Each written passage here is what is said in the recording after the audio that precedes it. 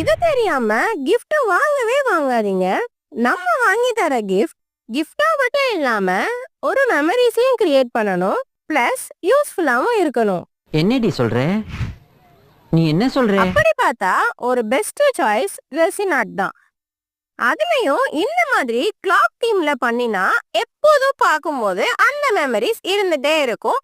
Plus 12 to 13 photos வரைக்கும் நீங்க இதுல ஆட் பண்ணிக்கலாம்.